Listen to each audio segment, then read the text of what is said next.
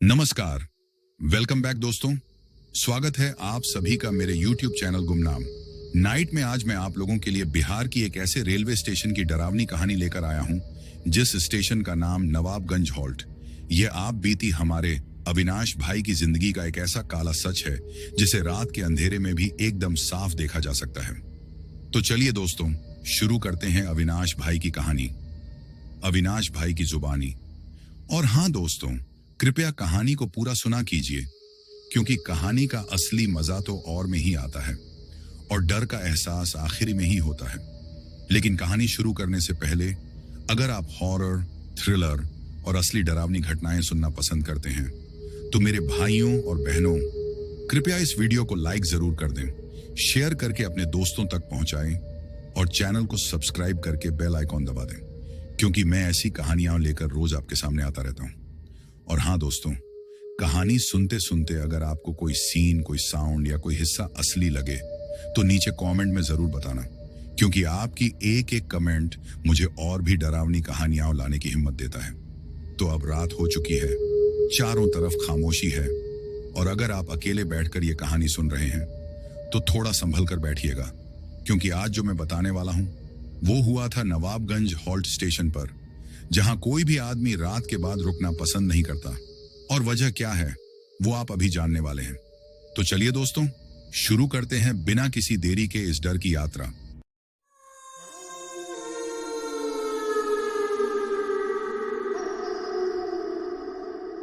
नमस्कार दोस्तों, मेरा नाम अविनाश है और आज मैं जो किस्सा आपको सुनाने आया हूं वह किसी किताब की लाइन नहीं है, किसी फिल्म का सीन नहीं है, न ही किसी बूढ़े स्टेशन मास्टर की गप है। यह कहानी मेरी अपनी है, मेरी आंखों से देखी, मेरी हड्डियों में महसूस की हुई और मेरी जिंदगी की सबसे डरावनी रात की। मैं बिहार के एक छोटे से जिले का रहने वाला हूं और रेलवे में काम करता हूं।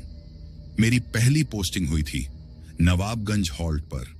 अगर आपने कभी जिंदगी में किसी स्टेशन पर भूत नहीं देखा तो कोई बात नहीं, लेकिन अगर आप नवाबगंज हॉल्ट पर कभी देर रात ठहर गए तो वहां आपको अपने अलावा कोई और भी जरूर मिलेगा। कौन, यह मैं अभी बताता हूं। वह रात मुझे आज भी ऐसे याद है जैसे बस कल की बात हो। घड़ी में ठीक रात के 11 बजे थे, दिसंबर का महीना, और उस रात पूर्णिमा थी, लेकिन पहचानना मुश्किल था क्योंकि कोहरा इतना घना था कि 3 फुट आगे तक कुछ साफ दिखाई नहीं देता था। चांद आसमान में था, पर उसकी रोशनी जमीन तक पहुंचने से पहले ही कोहरे में खो जा रही थी। मैं अपनी छोटी सी केबिन में बैठा था, वही लकड़ी की पुरानी केबिन जिसमें एक बल्ब तो जलता था लेकिन टिमटिमाता हुआ, जैसे उसने भी डर में कांपते हुए जीना सीख लिया हो। उस दिन नाइट गार्ड रमेश ने आखिरी मिनट पर छुट्टी ले ली थी। बोला, बीवी बीमार है। मैं उस पर भरोसा कर लेता, लेकिन बाद में समझ आया कि उसने छुट्टी बीमारी के लिए नहीं ली थी, किसी और वजह से। उस रात मैं अकेला था। स्टेशन का बूढ़ा चपरासी पहले ही जा चुका था और मैं केबिन में बैठा गर्म चाय पीते हुए फाइलें देख रहा था। अब दोस्तों, एक बात आपको पहले ही बता दूं, नवाबगंज हॉल्ट सिर्फ एक स्टेशन नहीं है, वह जगह कहानियों का अड्डा है, हकीकत और परछाई के बीच लटकती हुई जगह। मैंने इस स्टेशन पर नौकरी ज्वाइन करते ही एक कहानी सुनी थी, कहानी रूपमती की। पुरानी लेकिन उतनी ही जिंदा जितनी मैं खुद। कहते हैं करीब 30 साल पहले एक नई नवेली दुल्हन जिसका नाम रूपमती था अपने ससुराल जा रही थी। ट्रेन रुकी थी और वह प्लेटफॉर्म 2 पर पानी पीने उतरी। शायद घूंघट भारी था, शायद साड़ी पैर में उलझ गई, लेकिन वह ट्रेन और प्लेटफॉर्म के बीच फंस गई। चीख भी नहीं निकल पाई। शरीर कुछ ही सेकंड में 2 पत्थरों के बीच दबी छपटी मिट्टी की तरह खत्म हो गया। उसकी लाश को स्टेशन से थोड़ी दूर दलदली जमीन में दफनाया गया था। कहते हैं आज भी अमावस्या या पूर्णिमा की रात को वह अपना टिकट ढूंढने आती है, क्योंकि उसे घर जाना है। मैं इन सब बातों को मन ही मन हंसकर टाल देता था। मेरी उम्र 26 साल और मैं भूत प्रेत की बातों को कुर्सी के नीचे गिरा हुआ पेन समझकर नजरअंदाज कर देता था। पर उस रात, वह पहली रात थी जब मुझे समझ आया कि हर कहानी कहानी नहीं होती। मैं चाय पी ही रहा था कि तभी अचानक हवा में एक अजीब सी महक फैल गई, मीठी लेकिन बासी, जैसे कोई बहुत पुराना इत्र हो जो शायद किसी संदूक में सालों से बंद पड़ा हो। मैं चौंका। केबिन का दरवाजा बंद था, हवा चल भी नहीं रही थी। फिर यह खुशबू कहां से आई? मैंने खिड़की से बाहर झांका। प्लेटफॉर्म 2, जहां एक विशाल पीपल का पेड़ है, उसकी झूलती परछाइयां कोहरे में ऐसे लग रही थीं जैसे कोई बूढ़ा आदमी लंबी दाढ़ी हवा में झुला रहा हो। और तभी पहली बार मैंने उसे देखा। एक सफेद धुंधली आकृति, धीरे धीरे जैसे हवा में तैर रही हो। उसने पुरानी मैली सफेद शादी की साड़ी पहनी हुई थी। उसकी चाल सामान्य नहीं थी। लगता था जैसे उसके पैर जमीन को छू नहीं रहे हों। मेरी उंगलियां चाय के कप से डीली पड़ गईं। कप टेबल पर रखे रखे हिलने लगा। मेरे अंदर एक ठंडक उतरने लगी, जैसे किसी ने मेरे फेफड़ों में बर्फ फूंक दिया हो। मैं खिड़की पर झुककर देखने लगा। यह कोई इंसान था? कोई औरत? कोई यात्री? नहीं। रात के 11 बजे इस कोहरे में कोई पैसेंजर यहां नहीं भटकता। औरतें तो बिल्कुल नहीं। वह आकृति पीपल के पेड़ से निकलकर प्लेटफॉर्म के बीच से होती हुई धीरे धीरे मेरी केबिन की तरफ आने लगी। उसकी साड़ी की किनारी जमीन पर नहीं घिसट रही थी, वह हवा में तैर रही थी। मैं यह देखकर जम गया कि उसकी चाल में एक बेचैनी थी, जैसे वह किसी को ढूंढ रही हो, कोई चीज या कोई आदमी। तभी कड़कड़ कड़कड़ कड़कड़ प्लेटफॉर्म 2 पर रखी खाली लोहे की पानी की टंकी अचानक इतनी जोर जोर से बजने लगी जैसे कोई अंदर बंद होकर उसे पूरी ताकत से पीट रहा हो। मैंने आज तक किसी डरावनी फिल्म में भी इतना भयानक आवाज नहीं सुनी। मैं खिड़की से पीछे हट गया। दिल जोर जोर से धड़क रहा था। टंकी की आवाज रुक गई और जब मैंने दोबारा हिम्मत करके खिड़की से झांका, वह सफेद आकृति मेरी तरफ सीधे घूर रही थी। उसकी आंखें नहीं थीं, 2 गहरे काले गड्ढे थे, ऐसे गड्ढे जैसे मिट्टी खोदकर किसी ने आंखें निकाल ली हों। मेरे हाथों से पेन गिर गया। कुर्सी सर्र से पीछे खिसक गई। तभी अचानक मेरे पीछे रखी फाइलें बिखर कर खुद ब खुद जमीन पर गिर गईं। मैंने एक पल के लिए सोचा हवा होगी, लेकिन कमरे में हवा का झोंका नहीं आया था। और उसी समय मेरे ठीक पीछे, मेरे कान के बिल्कुल पास, मैंने किसी की ठंडी सांस महसूस की। वह सांस इंसान की नहीं थी। उसमें ऐसा एहसास था जैसे किसी कब्र में सदियों से बंद पड़ा शरीर सांस ले रहा हो और वह हवा मेरे गले तक उतर रही हो। मैं मुड़ना चाहता था, लेकिन मेरी गर्दन जैसे पत्थर बन गई थी। मैं सांस रोककर वहीं बैठा था। मुझे पता था मेरे पीछे कोई खड़ा है। और तभी एक सिसकती हुई आवाज, जो आने वाली नहीं बल्कि जैसे मेरी खोपड़ी के अंदर से गूंज रही हो, अविनाश, मेरा टिकट कहाँ है? मुझे घर जाना है, मेरा टिकट कहाँ है? मैं चीख भी नहीं पा रहा था। मेरी उंगलियां सुन्न थीं। मेरा पूरा शरीर थरथरा रहा था। आवाज ऐसी थी जैसे कोई सदियों से भटक रही हो, जैसे किसी की आखिरी इच्छा पूरी न हुई हो और वह किसी भी इंसान को पकड़कर उससे टिकट मांग रही हो। मैंने अपनी आंखें कसकर बंद की। कुछ सेकंड, कुछ मिनट, पता नहीं। जब दोबारा हिम्मत करके आंखें खोली और खिड़की के बाहर देखा, वह आकृति गायब हो चुकी थी। चली गई, मैंने खुद से कहा, लेकिन मेरी राहत केवल 5 सेकंड की थी। मैंने धीरे धीरे नीचे झुककर अपनी गिरी हुई फाइलें उठाने की कोशिश की।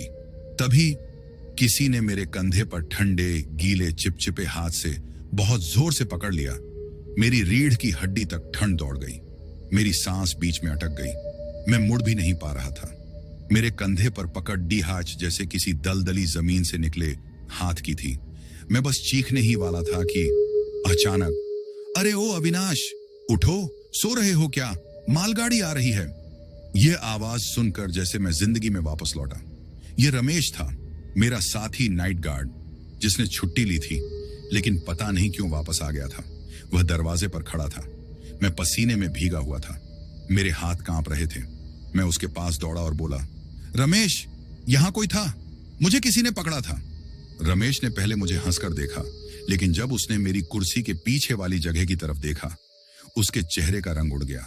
वहां जमीन पर गीली दलदली रेत का ढेर था और रेत पर एक छोटी उल्टी पैर की छाप पीछे की तरफ जाती हुई, जैसे कोई वहां से उल्टा चलकर बाहर निकला हो। मेरी धड़कन रुक गई। रमेश धीरे से बोला, ये रेत कहां से आई?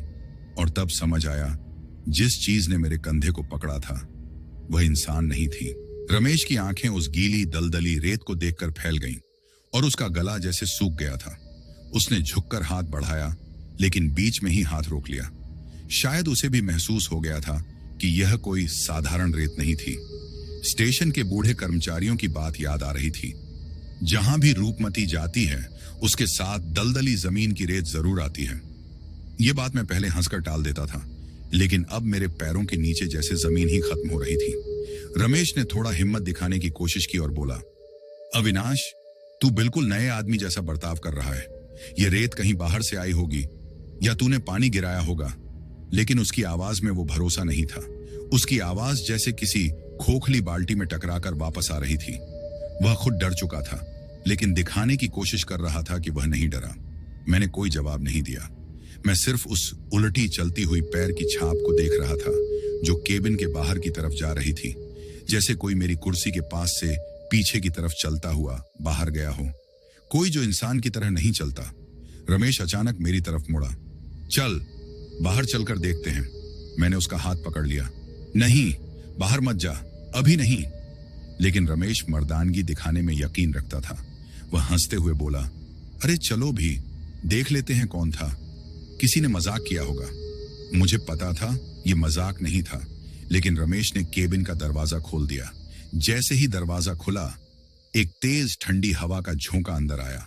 हवा ऐसी थी जैसे किसी ने बर्फ को पीसकर हवा में घोल दिया हो। केबिन का बल्ब हल्का सा हिल गया और उसकी रोशनी पीली से नीली हो गई। मैं रमेश के पीछे पीछे बाहर आया। स्टेशन बिल्कुल खामोश था, जैसे किसी ने पूरे प्लेटफॉर्म को नींद में डाल दिया हो। कोहरा और भी घना हो चुका था। 5 फुट आगे कुछ नहीं दिख रहा था। दूर किसी कुत्ते का भौंकना भी नहीं सुनाई दे रहा था। सब कुछ इतना शांत, इतना स्थिर कि स्टेशन किसी कब्रिस्तान जैसा लगने लगा था। हम दोनों प्लेटफॉर्म 2 की तरफ बढ़े। रमेश के कदम थोड़े डगमगा रहे थे, लेकिन वह दिखा रहा था कि वह डरा नहीं है। और मेरा हर कदम जैसे किसी दलदल में उतर रहा था। मेरे शरीर का हर रोम कांप रहा था, लेकिन मैं चल रहा था, क्योंकि रुकना अब मौत को न्योता देने जैसा था। प्लेटफॉर्म 2 पर पीपल का बड़ा पेड़ था। उस पेड़ की जड़ें इतनी फैली हुई थीं कि लगता था जैसे जमीन को पकड़कर खींच रही हों। पेड़ की शाखाएं कोहरे में अंधे हाथों की तरह फैल रही थीं। उसी पेड़ के नीचे वह धुंधली आकृति थोड़ी देर पहले खड़ी थी।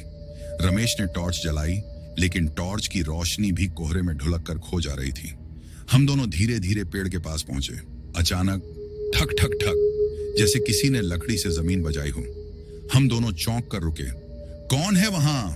रमेश चिल्लाया, लेकिन आवाज ऐसे थी जैसे किसी खाली डिब्बे में गूंज रही हो। कोई जवाब नहीं, सिर्फ कोहरा और पेड़। हम और आगे बढ़े। तभी मैंने देखा पीपल की जड़ के पास जमीन पर कुछ पड़ा था। मैं कांपते हुए झुका। वह एक पुरानी आधी सड़ी हुई साड़ी का किनारा था जो दलदली मिट्टी से सना हुआ था। मैंने उस साड़ी को पहचान लिया। वह वही थी, वही सफेद मैली साड़ी जो कुछ मिनट पहले उस औरत ने पहनी हुई थी। रमेश ने भी उसे देखा और उसकी आवाज कांपने लगी। अविनाश, ये क्या है? कौन छोड़ गया ये? मैंने उसे कोई जवाब नहीं दिया। मेरी आवाज बंद थी।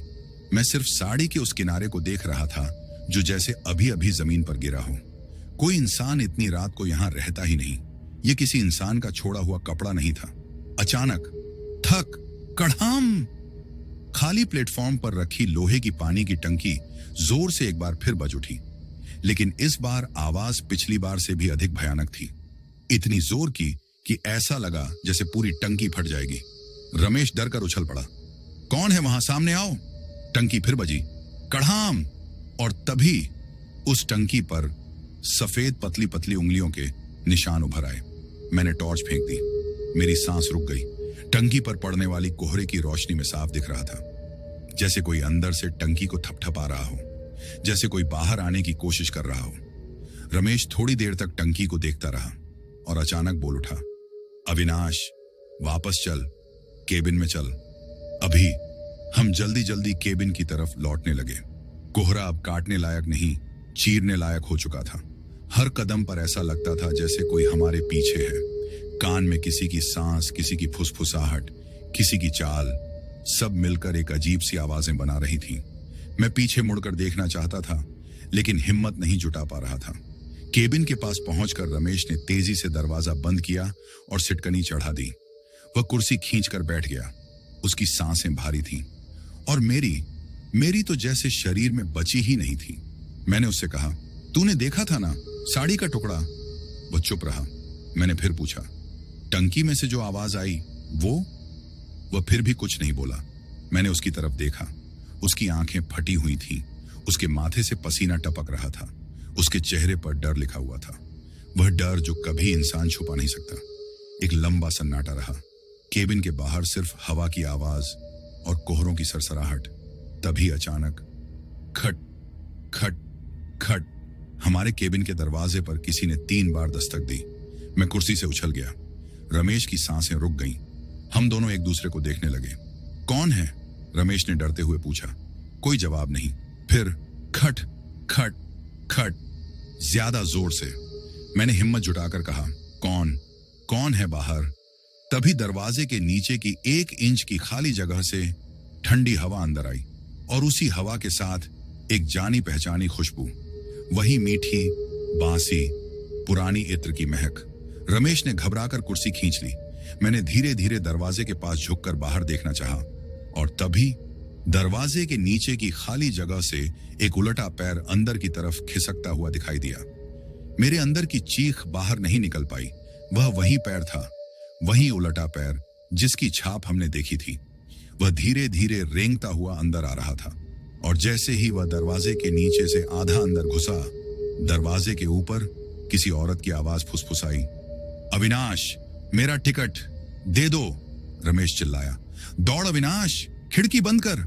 मैं खिड़की की तरफ भागा, लेकिन बाहर पीपल का पेड़ और उसके नीचे वही सफेद आकृति फिर खड़ी थी। इस बार उसका सिर थोड़ा झुका हुआ था, उसके बाल बिखरे हुए थे और उसका चेहरा पीला नहीं, पूरा काला था। उसके काले गड्ढों वाली आंखें सीधे मेरी आंखों में घुस रही थीं। मैं भागकर रमेश के पीछे खड़ा हो गया। हम दोनों की सांसें अटक चुकी थीं। हम दोनों दरवाजे को पकड़कर खड़े थे। बाहर से दस्तक बंद हो गई थी, लेकिन अब दरवाजे के दूसरी तरफ से धीमी धीमी किसी की रुलाई सुनाई दे रही थी। ऐसी रुलाई जो किसी जिंदा इंसान की नहीं हो सकती, ऐसी रुलाई जो किसी कब्र में दबे हुए इंसान की हो। मैंने डर से आंखें बंद कर ली। रमेश भी कांप रहा था। रुलाई बढ़ने लगी, धीरे धीरे, जैसे कोई दरवाजे से चिपक कर रो रहा हो। अचानक धड़ाम, दरवाजा जोर से हिला। रमेश उछल पड़ा। मेरा दिल जैसे मुंह में आ गया और उसी पल बत्ती फिर फड़फड़ाई और बुझ गई। पूरी केबिन घुप अंधेरे में डूब गई। हम दोनों वहीं खड़े रह गए, ना हिल सकते थे, ना बोल सकते थे। और अंधेरे में किसी औरत की धीमी ठंडी आवाज गूंजी, रमेश, तुम मेरा टिकट क्यों नहीं लाए? अब तुम मेरे साथ घर चलोगे? जहां मैं रुका था वहीं से आगे शुरू कर रहा हूं।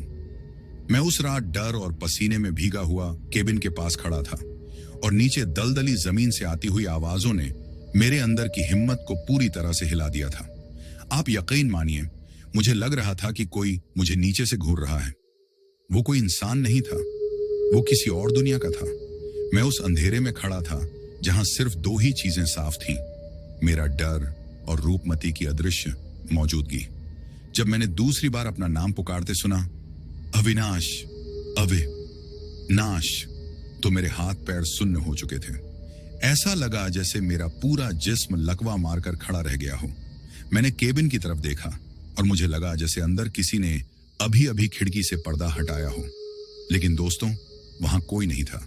सिर्फ टूटी हुई खिड़कियां थीं और अंदर सड़ रहा कागज, जंग लगा हैंडल और हवा की सूखी सरसराहट। मैंने खुद को जबरदस्ती संभाला और प्लेटफॉर्म की तरफ तेज कदम बढ़ाने लगा। दलदली रेत मेरे पैरों के नीचे दब रही थी और हर कदम पर ऐसा लगता था जैसे कोई अंदर से मेरा पैर पकड़कर खींचने वाला हो। मैं कांपते कांपते प्लेटफॉर्म पहुंचा और आपको बता दूं, ये वही जगह थी जहां वर्षों पहले मैंने उस लड़की को देखा था, रूपमती को, और वो शक्ल आज भी बिजली की तरह मेरे दिमाग में कड़कती है। प्लेटफॉर्म पर पहुंचते ही मुझे वो पुराना टिकट अचानक से याद आ गया जो मुझे उस रात मिला था। वो टिकट जिसमें ट्रेन आने का समय 10:25 लिखा था। दोस्तों, आपको याद होगा वो ट्रेन कभी आई ही नहीं थी और आज भी उसी प्लेटफॉर्म पर अजीब सा सन्नाटा गूंज रहा था। मैंने प्लेटफॉर्म की खाली बेंच पर बैठने की कोशिश की, लेकिन जैसे ही बैठा मुझे लगा कोई अदृश्य चीज मेरे बिल्कुल पास आकर खड़ी हो गई है। मेरी सांसें तेज हो गईं। मैंने एक बार फिर चारों तरफ देखा। कुछ नहीं, कोई नहीं, सिर्फ स्टेशन की टूटी फूटी लाइट और हवा में तैरता हुआ कोहरा। लेकिन फिर दोस्तों, कुछ ऐसा हुआ जिसने मेरे अंदर की सारी हिम्मत खींचकर बाहर निकाल दी। मैंने बेंच के नीचे झांक कर देखा और वहां वो एक ही पैरों का निशान था, वही जो दलदली जमीन में भी दिख रहा था। लेकिन इस बार वो निशान बिल्कुल साफ था, जैसे किसी लड़की ने अभी अभी वहां खड़े होकर बेंच के नीचे झांका हो। दोस्तों, मैं आपको सच बता रहा हूं, वो निशान किसी इंसान का नहीं था। वह इतना लंबा था जैसे पैरों की उंगलियां जमीन में धंस गई हों, जैसे कोई बहुत लंबे नाखून वाली चीज वहां खड़ी थी। मेरे शरीर के रोंगटे फिर खड़े हो गए। मैं डरकर पीछे हट गया और तभी प्लेटफॉर्म के दाईं तरफ से फिर वही सरसराहट उठी, जैसे कोई साड़ी घिसटते हुए चल रहा हो। और फिर उस आवाज के साथ एक और बहुत ही धीमी सी आवाज आई, अविनाश, मेरे साथ चलो। दोस्तों, वो आवाज मैं आज तक नहीं भूल पाया हूं। उसमें इतना दर्द, इतना दुख और साथ ही इतनी खतरनाक खामोशी थी कि मुझे समझ आ गया, यह इंसान की आवाज नहीं है। मेरे पैर खुद ब खुद पीछे हटने लगे। मैं चाहता था कि वहां से भाग जाऊं, लेकिन जैसे किसी अदृश्य ताकत ने मुझे वहीं थाम लिया हो। मैंने प्लेटफॉर्म की आखिरी तरफ देखा और धुंध के भीतर मुझे धीरे धीरे एक रूप उभरता हुआ दिखा। एक सफेद आकृति, जैसे कोई लड़की लंबी साड़ी में खड़ी हो। दोस्तों, ये वही जगह है जहां कई साल पहले रूपमती की मौत हुई थी। मैंने उसी वक्त समझ लिया कि यह आकृति वही है। मैंने देखा कि उसका चेहरा दिखाई नहीं दे रहा था, जैसे धुंध उसके चेहरे को ढक रही हो, लेकिन शरीर किसी इंसान जैसा नहीं था। उसका ऊपरी हिस्सा हवा में हल्का हल्का हिल रहा था और नीचे के पैर जैसे जमीन में धंसे हुए थे। मैंने डरते हुए पूछा, तुम कौन हो? और फिर वह आकृति धुंध से थोड़ा और करीब आई। उसकी साड़ी हवा में ऐसे लहरा रही थी जैसे वह जमीन पर खड़ी ही ना हो, बल्कि तैर रही हो। और तभी मुझे उसके पैरों के पास एक और चीज दिखाई दी, पानी जैसा गाढ़ा काला तरल जो धीरे धीरे प्लेटफॉर्म की तरफ बह रहा था। दोस्तों, ये खून नहीं था, ये कुछ और था, किसी और दुनिया का तरल। मैंने खुद को पीछे किया, लेकिन मेरे पीछे दलदली जमीन थी। मैं फंस चुका था। आकृति अब बहुत पास आ चुकी थी और दोस्तों, आप विश्वास करें या ना करें, उसका चेहरा धीरे धीरे धुंध से बाहर आने लगा। चेहरा पूरी तरह जला हुआ, आंखें काली गड्ढे जैसी, नाक न के बराबर, होंठ फटे हुए जैसे किसी ने चीरा हो, और सबसे खतरनाक, उसका सिर पूरा टेढ़ा जैसे किसी ने घुमा दिया हो।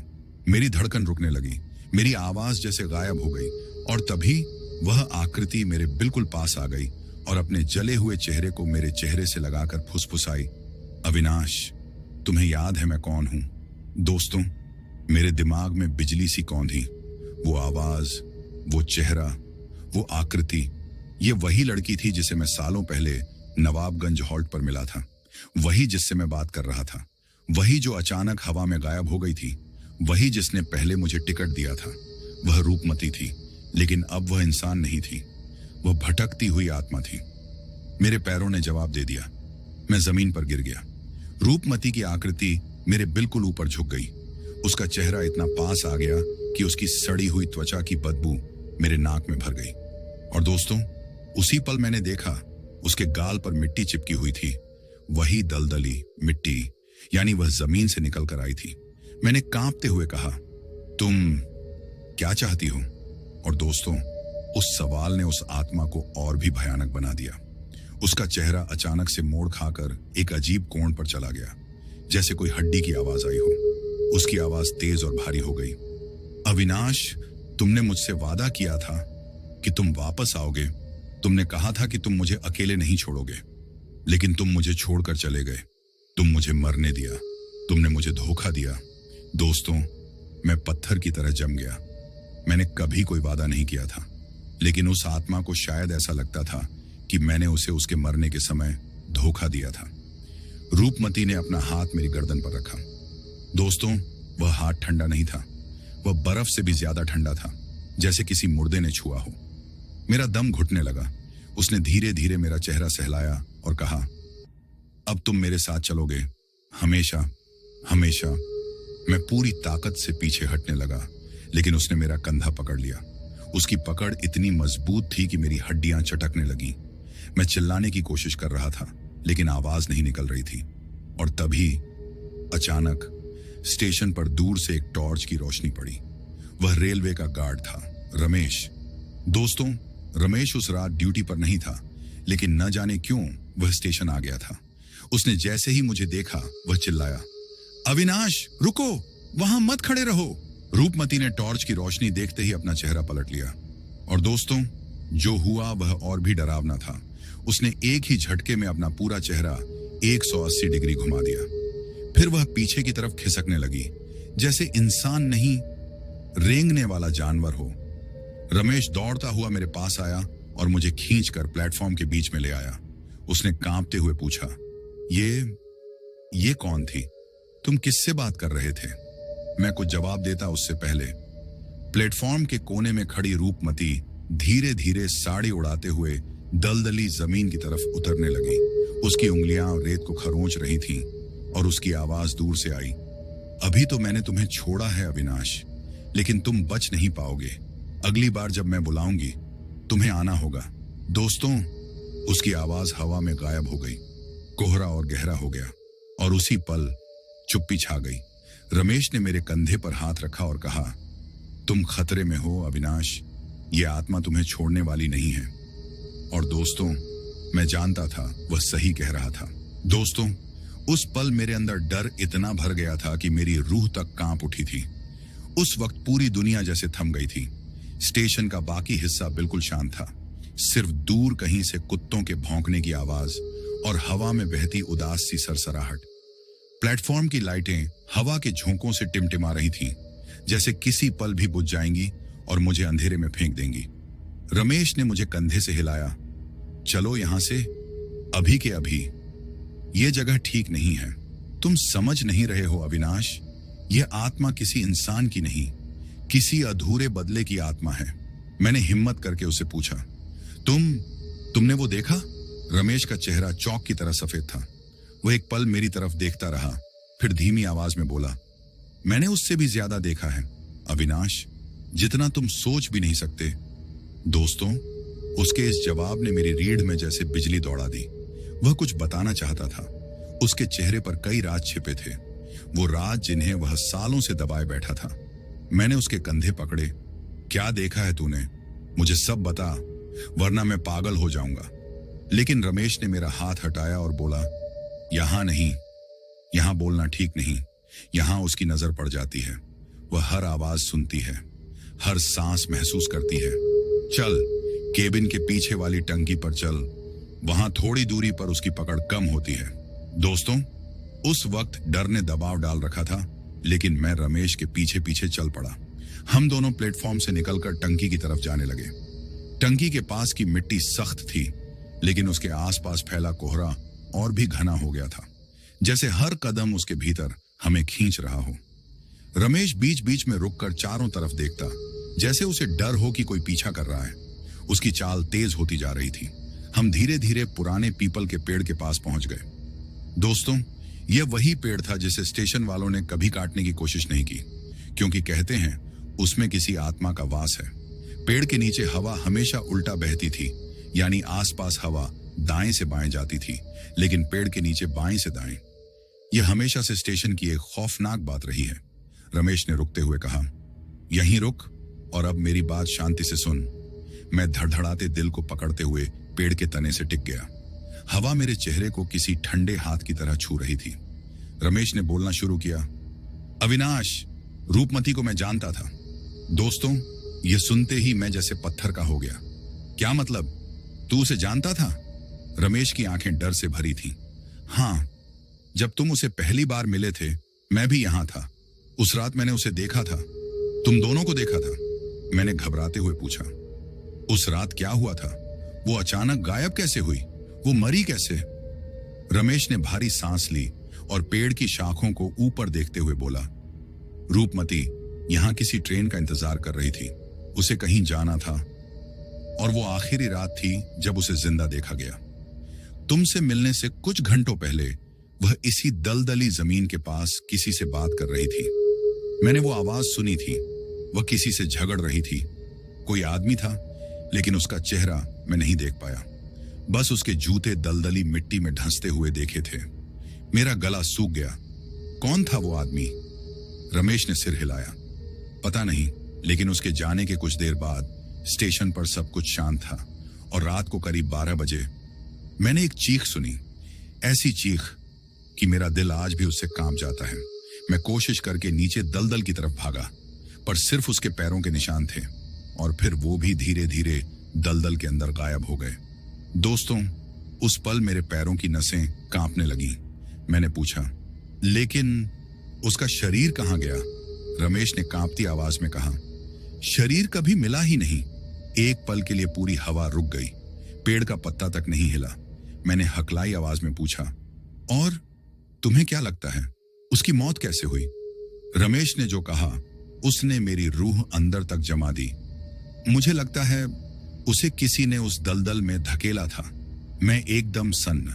रमेश बोलता गया, वो आदमी जिसने उससे झगड़ा किया था, शायद वही होगा, लेकिन उसका कोई सुराग कभी नहीं मिला। मैंने डर के मारे कहा, लेकिन वो मेरे पीछे क्यों पड़ी है? रमेश की आवाज भारी और धीमी हो गई, क्योंकि उसके मरने से पहले उसने आखिरी बार जिस इंसान से बात की थी वो तुम थे। दोस्तों, उस वाक्य ने जैसे मेरे भीतर का खून जमा दिया। मैं लड़खड़ाते हुए बोला, लेकिन मैंने क्या किया? मैं नहीं भागा था, वो अचानक गायब हो गई थी। रमेश ने दुख से कहा, लेकिन वो यह नहीं समझती, उसके लिए तुम उसी पल उसे छोड़कर चले गए थे, और इंसान की नहीं, आत्मा की नजर में यह धोखा होता है। दोस्तों, जैसे ही उसने यह कहा, अचानक ठंडी हवा ने पेड़ की सभी शाखाओं को एक साथ हिला दिया। ऊपर से सूखे पत्तों का झुंड हमारे ऊपर गिरा। मैंने चारों तरफ देखा। कोहरा और भी घना हो चुका था, जैसे कोई हमें घेर रहा हो। रमेश ने अचानक मेरी बांह पकड़ ली। अविनाश, हमें अभी यहां से निकलना होगा। उसकी बात पूरी भी नहीं हुई थी कि पेड़ के पीछे से अचानक साड़ी की तेज सरसराहट सुनाई दी। दोस्तों, यह आवाज बिल्कुल वैसी थी जैसी रूपमती की थी। रमेश ने डर से मेरी तरफ देखा। वो आ गई। मेरा दिल जोर से धड़कने लगा। उस आवाज के साथ ठंडी हवा एकदम से तेज होने लगी। पेड़ की शाखाएं उल्टे दिशा में घूमने लगी। ऐसा लग रहा था जैसे हवा नहीं, कोई और चीज आ रही हो, कोई अदृश्य ताकत। और तभी पेड़ के पीछे से एक सफेद साया धीरे धीरे उभरने लगा। वह वही था, वही जली हुई शक्ल, वही टेढ़ा चेहरा, वही खाली काली आंखें, रूपमती। वह हवा में ऐसे तैरते हुए आगे बढ़ रही थी जैसे पैरों को जमीन की जरूरत ही न हो।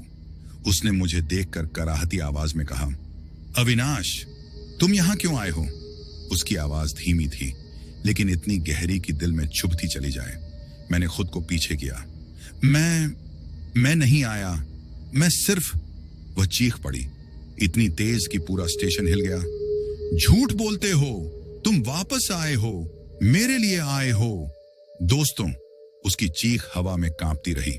पेड़ की शाखाएं टूटकर जमीन पर गिरने लगी। कोहरा उसके आसपास घूमने लगा, जैसे उसका शरीर धुएं से बना हो। रमेश ने साहस करते हुए चिल्लाया, रुक जा, ये इंसान तुम्हारा कुछ नहीं बिगाड़ा। रूपमती ने रमेश को देखा और उसका चेहरा फिर भयंकर टेढ़ा हो गया। उसने अपना हाथ उसकी तरफ बढ़ाया और दोस्तों, वो हाथ इंसानी हाथ नहीं था। उसकी उंगलियां लंबी, काली और टेढ़ी थीं, जैसे किसी पिशाच की हों। उसका हाथ रमेश की गर्दन को छूने ही वाला था कि रमेश चिल्लाया, भाग अविनाश, नहीं तो वो तुझे मार देगी। लेकिन दोस्तों, मैं हिल भी नहीं पा रहा था, जैसे मेरे पैर जमीन में जमे हुए हों। रूपमती अब सीधी मेरी तरफ आ रही थी। उसका चेहरा इतना पास था कि उसकी सड़ी हुई त्वचा की बदबू हवा में घुल रही थी। उसने मेरे चेहरे को छुआ। मैंने कहा था, तुम मेरे साथ चलोगे? उसके छूते ही मेरा शरीर ठंड से जड़ हो गया। मेरी सांसें रुकने लगीं, आंखों के सामने अंधेरा छाने लगा। और फिर कुछ बहुत अजीब हुआ। रूपमती अचानक रुक गई, जैसे किसी ने उसे पीछे खींच लिया हो। उसकी आंखें फैल गईं, जैसे उसे कोई दिख गया हो जो मुझे नहीं दिख रहा। वह हवा में कांपती आवाज में बोली, नहीं नहीं, तुम यहां कैसे?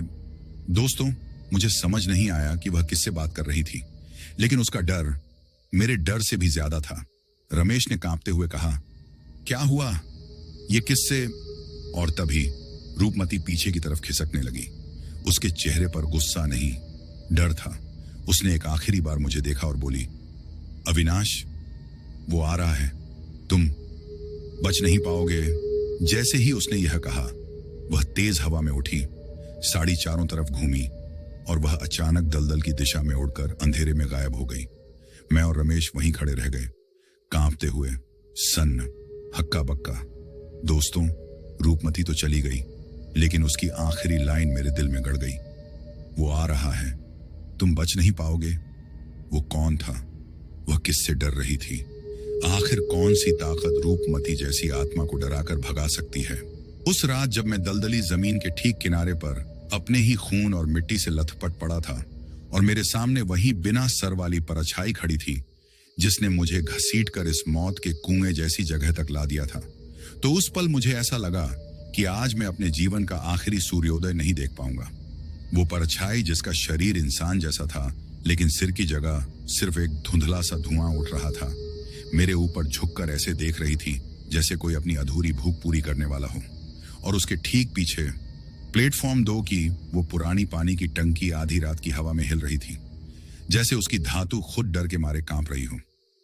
मैं उठा नहीं पा रहा था खुद को, मेरे पैरों में जैसे किसी ने मिट्टी का बोझ भर दिया हो। मैं बस देखा जा रहा था और जो बरसों पहले यहां हुआ था वो मुझे उसी रात समझ में आने लगा। वो परछाई पीछे मुड़ी और दलदल के बीचों बीच खड़े उस पुराने मरे हुए पीपल के पेड़ की ओर इशारा किया, लेकिन इशारा हाथ से नहीं। उसके धुआं जैसे कंधों से एक लंबी पतली लकीर निकली, जैसे धुंध का कोई उंगली हो, और वो पेड़ की ओर सीधा खींचती चली गई। मैंने देखा, पेड़ के नीचे जमीन धीरे धीरे ढंसने लगी, जैसे कोई भारी चीज अंदर से जमीन को धक्का दे रही हो। और तभी वो आवाज आई, वही आवाज जो बरसों से लोग कहते आए थे, वापस कर जो मेरा है।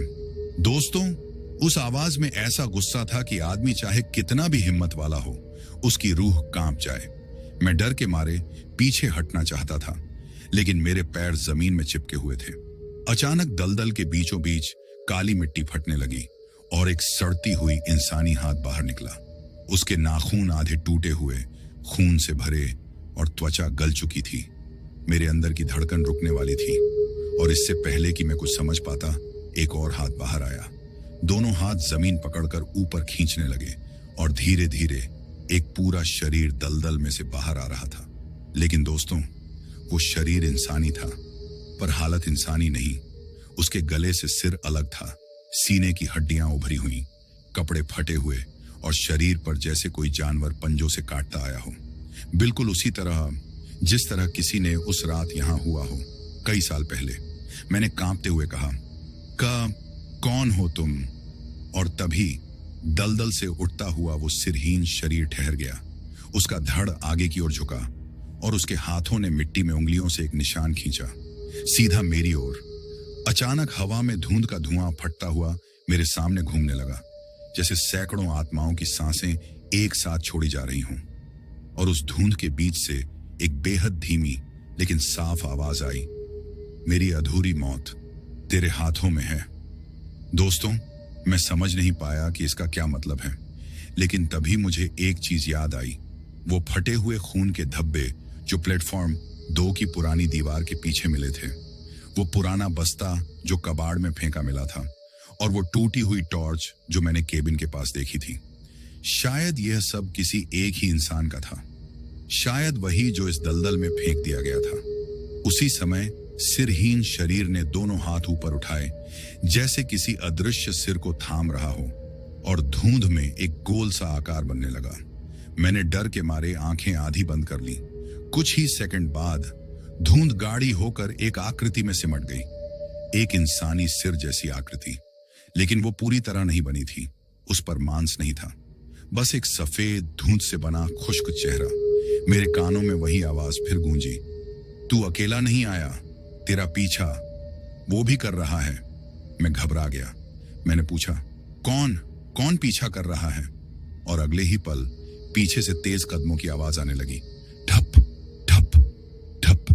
मैंने पलट कर देखा, केबिन की ओर से एक आदमी भागता हुआ आ रहा था, वही आदमी जिसने उस रात मुझे केबिन में बंद करके अजीब सी वॉकी टॉकी दी थी। उसका चेहरा रात की रोशनी में दिखाई दे रहा था, पसीने से भरा हुआ, आंखें डरी हुई और हाथ में वही मोटी लकड़ी की छड़ी। वो चिल्लाया, भाग अविनाश, ये तुझे नहीं छोड़ेगी, भाग। लेकिन मैं वहीं जड़ हो चुका था। फिर वो आदमी जोर से बोला, ये आत्मा नहीं है, ये बदला है, कई सालों से भूखा बदला। इतना सुनना था कि सिरहीन शरीर ने अपना हाथ उस आदमी की तरफ झटका और अगले ही पल हवा में धुंध का लंबा भाला सा बनकर उसकी तरफ दाग दिया। दोस्तों, वो आदमी बच नहीं पाया। भाले ने उसके पेट को भेदते हुए उसे दलदल के किनारे गिरा दिया। उसके गिरते ही सिरहीन शरीर ने एक जोरदार चीख मारी, जैसे उसकी अधूरी आत्मा सालों बाद अपने हत्यारे को देख रही हो।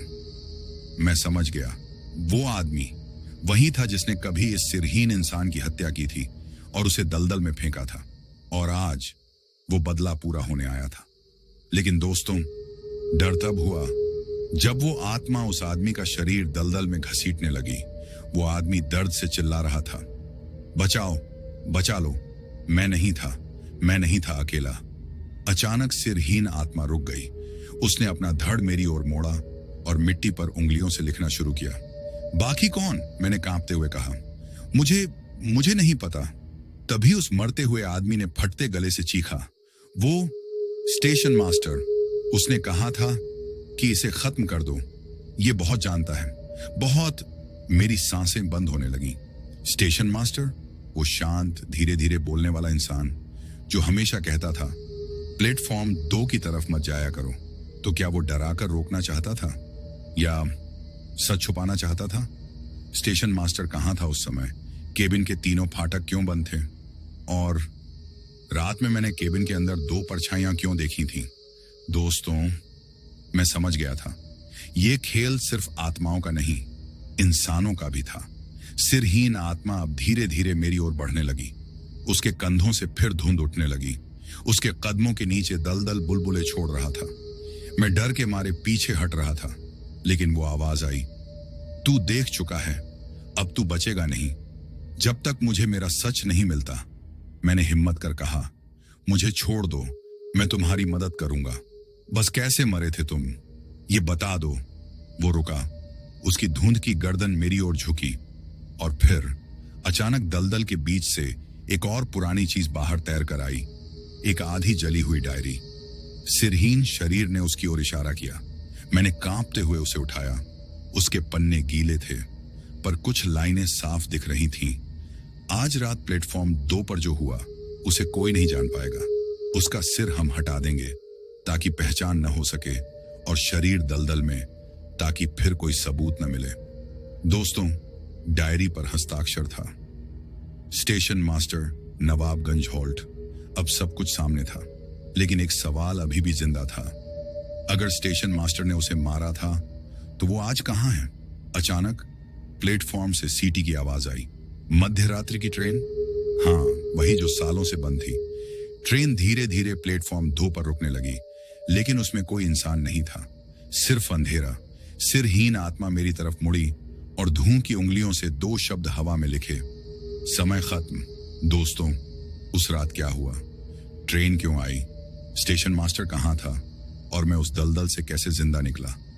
ये सब मैं अब आपके सामने अगले एपिसोड में बताऊंगा, क्योंकि आज तक उस रात की ट्रेन मुझे सपने में दिखाई देती है, और कभी कभी मेरे कान में कोई फुसफुसा कर कहता है, अधूरा बदला अभी बाकी है।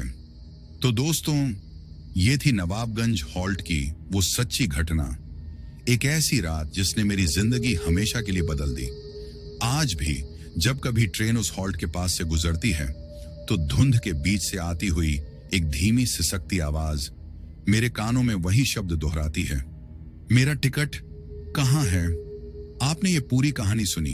अगर आपका दिल अभी भी तेज धड़क रहा है, या कहीं ना कहीं आपको लगा कि इतनी देर सुनते सुनते शायद कोई आपके पीछे खड़ा हो, तो समझ जाइए, डर वहीं से शुरू होता है जहां कहानी खत्म होती है। अगर आपको ये कहानी पसंद आई हो तो दोस्तों, इस वीडियो को लाइक जरूर कर दीजिए, अपने हॉरर लवर दोस्तों के साथ शेयर कीजिए, और चैनल को सब्सक्राइब करके बेल आइकॉन जरूर दबाइए, ताकि ऐसी और सच्ची डरावनी कहानियां आप तक सबसे पहले पहुंचे। और कमेंट में मुझे बताना मत भूलिएगा कहानी का कौन सा सीन आपको सबसे ज्यादा डरावना लगा? अब बस आज की रात के लिए इतना ही। जिंदगी रही तो फिर मिलेंगे अगली डरावनी कहानी के साथ। तब तक के लिए जय हिंद, जय भारत।